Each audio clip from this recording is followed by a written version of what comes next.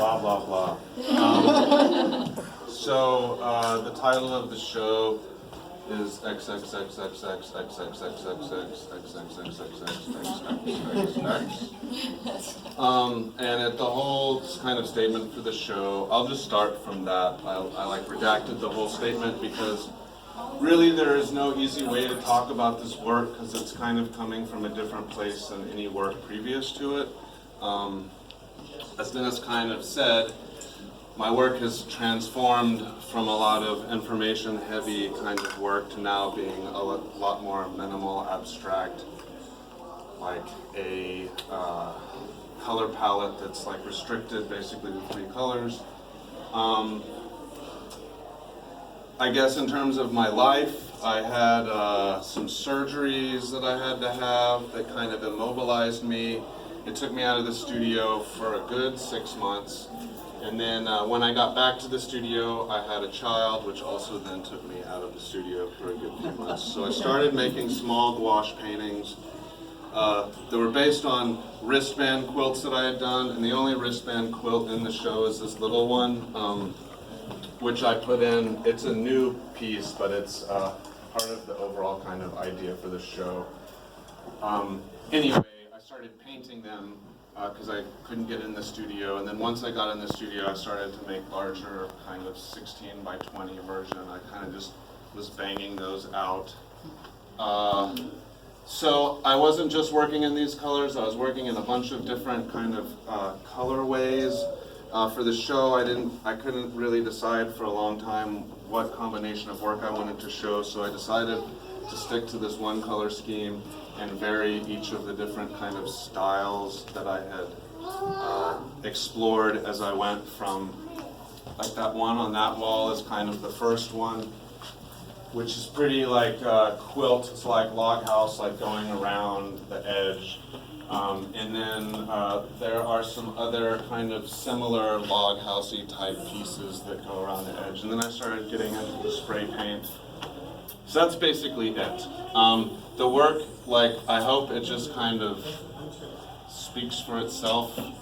There is no real deep thing I can tell you. But the work does come from a much more intuitional, personal, like kind of emotional space, even though it's all like very geometrically abstract. Any questions? Yes. Can you tell us about the redacted titles?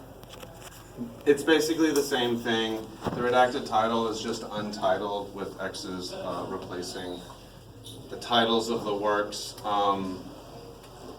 Basically, I didn't want to title any of them anything because I really just don't want to lead the viewer even down any path as far as like what it means.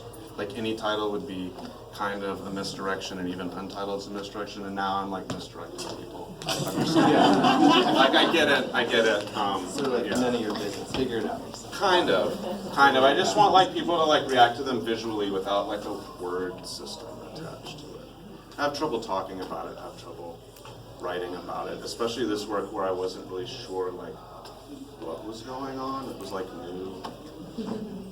Well, with the earlier work, like with the wristbands, and even before that, it was so much about like this hoard and kind of obsessive collection of stuff, and then organization of that stuff.